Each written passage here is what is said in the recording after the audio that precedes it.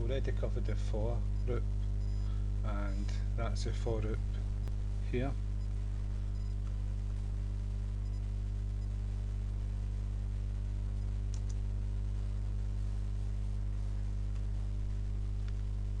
And it's we already covered this. We use an integer, instantiate it here, define it, and initiate it a value.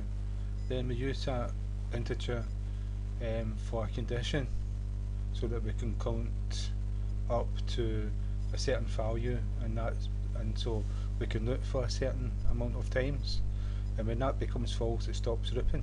So we're in control of how many times the for loops for, so 4 or 5 times, etc. And then we've got a condition.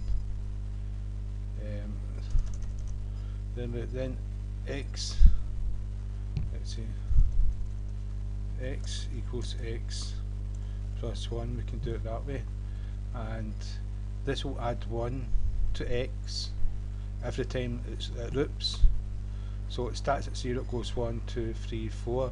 When it gets to 5, it tries to loop again, checks the condition, says, oh, x is not less than 5, so it's false, and because it's false, it doesn't loop anymore, and it will only loop when the condition in the centre is true.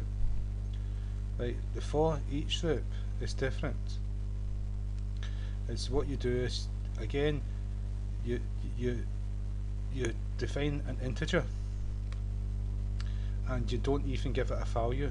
Right, we initialized it with 0, and then you use the keyword in, and it's for arrays. And so what we're going to do is create an array,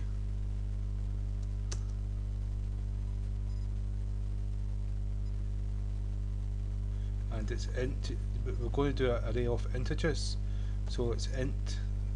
So that's the type of array we're going to create an instance of,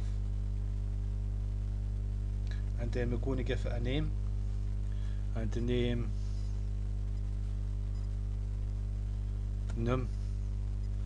I've put a name for an array here, so now it's going to be called num, and then that's equals, and we're going to give it, we've not covered arrays yet, we're still going to cover these, so we're going to give it values, and then this is one way of assigning values to an array. Right, so we've created an array called num. So in the brackets it's integer num in num array, and what it's going to do for each value in the array, doesn't matter, it doesn't need to know how many numbers is in this array, it will go through one at a time. So it could be thousands, it will do it thousands of times. It could be like there's 4 there, it's only going to do it 4 times and stop. And then we've got the brackets, and we're going to print out number, and then we're going to change the name of it. We're going to give the number in the array, so we're going to say num, and if we run the program, it should give each one of these values out of this array.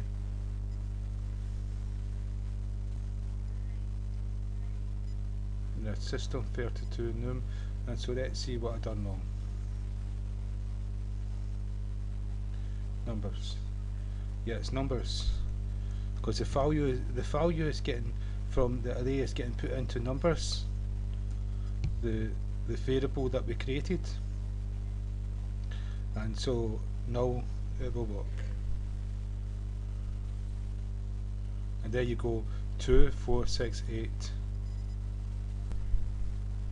And so what's happened there is that numbers in for each will do a for loop, and it will do it for the size of the array. It doesn't matter if the array has got 2 values in it or 1,000,000 values, it will do it for each one of them.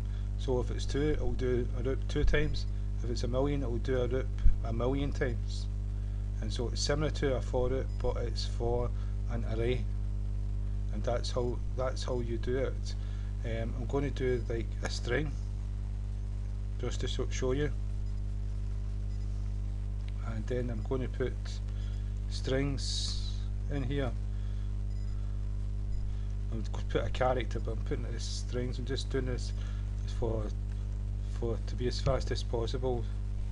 Don't want to waste any time.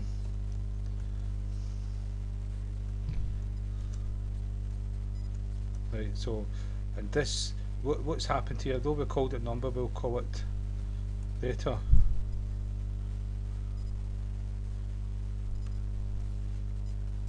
Right, and we'll change the name, we'll keep the name numbers, because though we called it numbers, that's just what we named it, and the computer program doesn't care what it's called compared to what it's going to put into it. It more cares about this part here, which is string. So we declare this numbers as string, and so it doesn't, even though it says numbers, it means nothing to the compiler.